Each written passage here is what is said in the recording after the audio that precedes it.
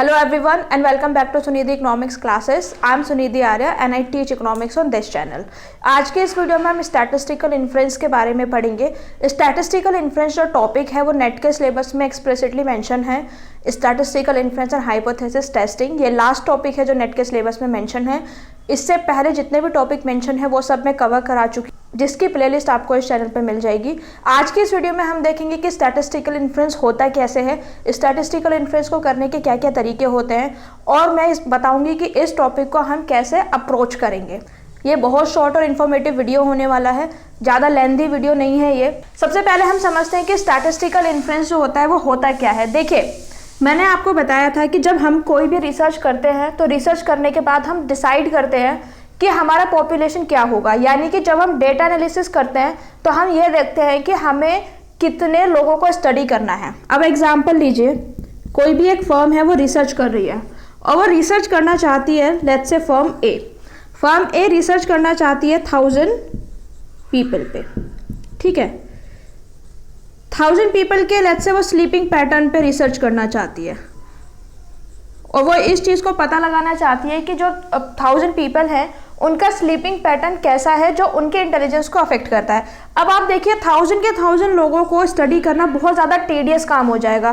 Tedious काम कैसे हो जाएगा? टीडियस काम इसीलिए हो जाएगा क्योंकि ये बहुत ज़्यादा टाइम की डिमांड करेगा, बहुत ज़्यादा मनी की डिमांड करेगा।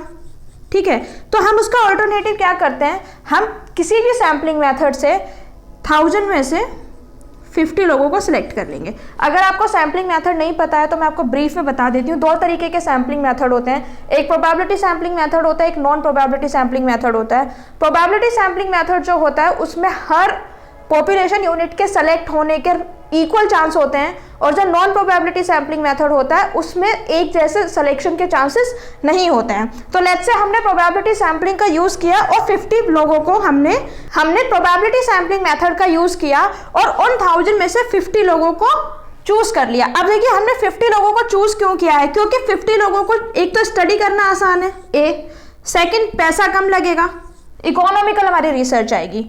तो अब हम क्या करेंगे, इन 50 लोगों की स्टडी करेंगे और इनके जो भी कैरेक्टरिस्टिक्स होंगे, इनका जो भी स्लीपिंग पैटर्न होगा, उसके बिहाफ पे हम इनका कंक्लूड कर देंगे। भाई, हमने सैंपल निकाला और सैंपल के बेसिस पे हम पॉपुलेशन को कंक्लूड कर देंगे। यही होता है हमारा statistical inference. Methods of drawing conclusion about the population characteristics. Population characteristics के बारे में जब हम कंक्लूड करेंगे, किसके बेसिस पे करेंगे? जो भी इंफॉर्मेशन हमें सैंपल से मिलेगी, और वो सैंपल जो है वो पॉपुलेशन से ड्रॉन होगा। ये पॉपुलेशन है, स्टैटिस्टिक्स में इस तरीके से भी पॉपुलेशन को लिखा जाता है।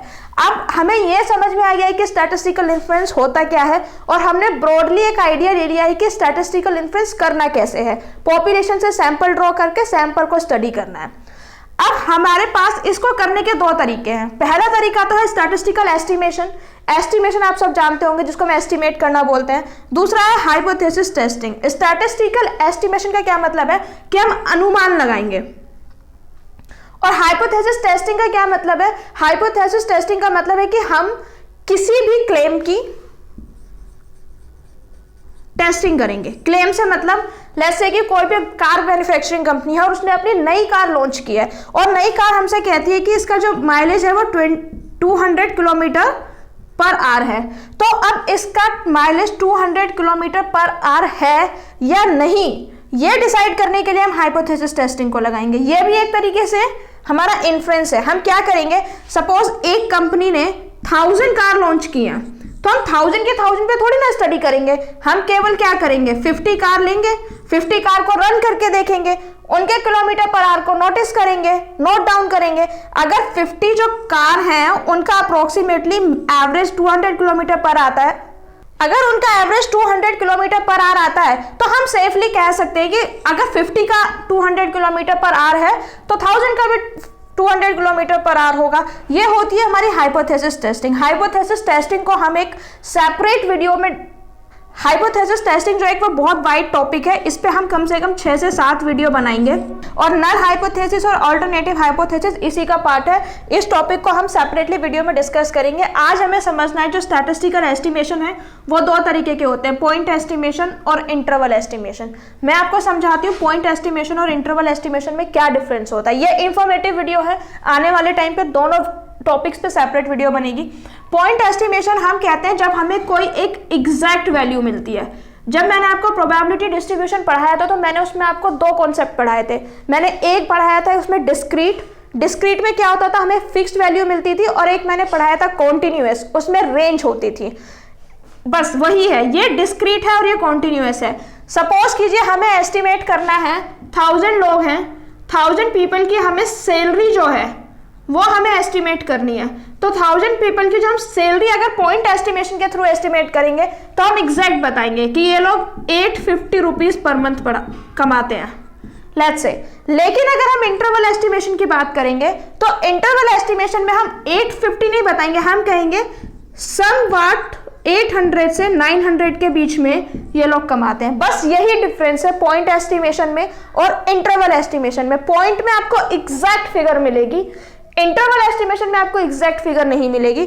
इंटरवल एस्टिमेशन और हाइपोथेसिस टेस्टिंग, इनके 6-7 स्टेप्स होते हैं और जो 5 और 6 स्टेप्स होते हैं वो दोनों सिमिलर होते हैं, लेकिन जो कंक्लूजन निकालने का तरीका होता है उसमें डिफरेंस आता है। इसीलिए इंटरवल एस्टिमेशन और हाइपोथेसिस टेस्टिंग को हम पैरेलली लेके चलेंगे और केवल एक स्टेप का डिफरेंस है। अगर आपने एक तरीके का इंटरवल एस्टिमेशन को सीख लिया तो आप हाइपोथेसिस टेस्टिंग आराम से कर सकते हैं। पॉइंट एस्टिमेशन जो होते हैं उसको करने के 3 तरीके होते हैं। सबसे पहले होता है मेथड ऑफ मैक्सिमम लाइक्लीहुड, दूसरा होता है मेथड ऑफ मूवमेंट्स, तीसरा होता है method of least square. Least square का जो मेथड है वो हम रिग्रेशन में पढ़ेंगे। ऑर्डिनरी लीस्ट स्क्वायर अगर आपने नाम सुना हो, OLS अगर आपने नाम सुना हो, इन 2 टॉपिक को हम स्टैटिस्टिक्स में ही पढ़ेंगे। इंटरवल एस्टिमेशन में हमें 2 कंडीशन का ध्यान रखने की जरूरत होती है। एक में तो हमें पॉपुलेशन का वेरिएंस गिवन होगा, ये पॉपुलेशन के वेरिएंस की बात हो रही है, यहाँ पे नॉन वेरिएंस जो है वो पॉपुलेशन का है और अननोन वेरिएंस। अगर हमें पॉपुलेशन का वेरिएंस पता है तो हम उसको अलग तरीके से डील करेंगे, और अगर हमें पॉपुलेशन का वेरिएंस नहीं पता है तो हम उसको अलग तरीके से डील करेंगे। ये जो भी है स्टैटिस्टिकल एस्टिमेशन, स्टैटिस्टिकल इन्फ्रेंस जो है इन्फ्रेंशियल स्टैटिस्टिक्स का लास्ट पार्ट है। यहाँ पे हमारा स्टैटिस्टिक्स खत्म हो जाएगा और फिर हमारा इकोनोमेट्रिक्स शुरू होगा। ये इन्फॉर्मेटिव वीडियो था, मैंने बताया है कि इस वीडियो में हम कैसे अप्रोच करेंगे, इस टॉपिक को हम कैसे पढ़ेंगे। That's it for today's videos guys. आज की इस वीडियो में मैंने आपको सिर्फ ब्रीफ इंट्रोडक्शन दिया है कि जो नेट में हमारा टॉपिक मेंशन है उसको हम कैसे एड्रेस करेंगे। आने वाले टाइम में हर टॉपिक पे आपको सेपरेट वीडियो मिलेगा। अगर आपको मेरा वीडियो अच्छा लगा है तो please like it, share it with your friends and subscribe to the channel. Until next time, thank you so much.